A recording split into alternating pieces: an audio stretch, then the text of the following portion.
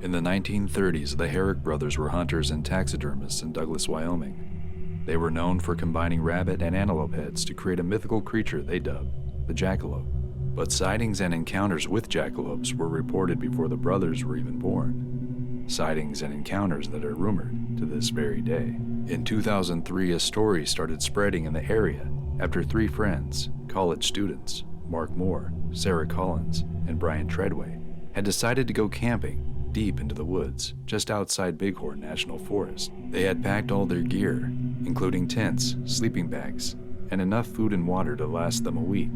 According to Sarah's diary, as they set up camp, they felt excited and invigorated by the beauty of their surroundings. After they had set up camp, they went for a hike into the woods, but as the day wore on, the temperature began to drop and the sky grew dark. They started to head back to camp, but they soon realized they had gotten lost. They wandered for hours, and as the night wore on, they began to get scared. Finally, they stumbled upon a clearing and decided to set up camp for the night. As they sat around the fire, they heard strange noises coming from the woods.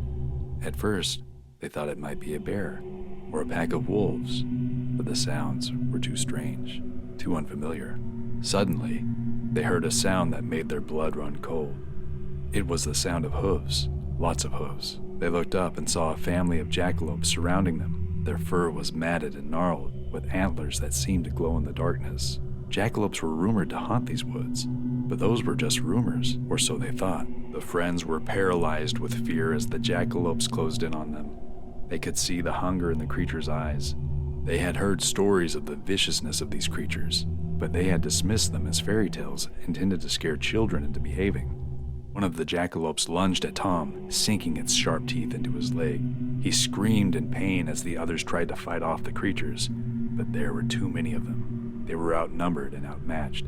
Mark was knocked to the ground, and the jackalopes descended on him, tearing him apart with their sharp claws. Screams echoed through the forest, but no one came to their aid. Sarah tried to run, but the jackalopes chased after her, their jaws snapping at her heels. She was able to outrun them for a while, but eventually they caught up to her, and she fell to the ground. The jackalopes pounced on her, and she was quickly mauled. They were vicious and hungry, and the friends had been in the wrong place at the wrong time. Their bodies were left in the clearing as a warning to anyone who dared to enter the woods.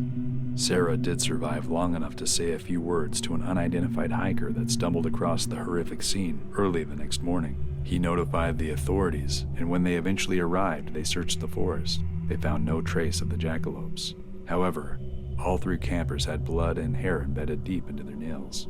To this day, those woods remain a place of mystery and danger, and no one ventures too far into their depths. It is thought that the jackalopes continue to roam free, their hunger never satisfied, and their thirst for blood never quenched.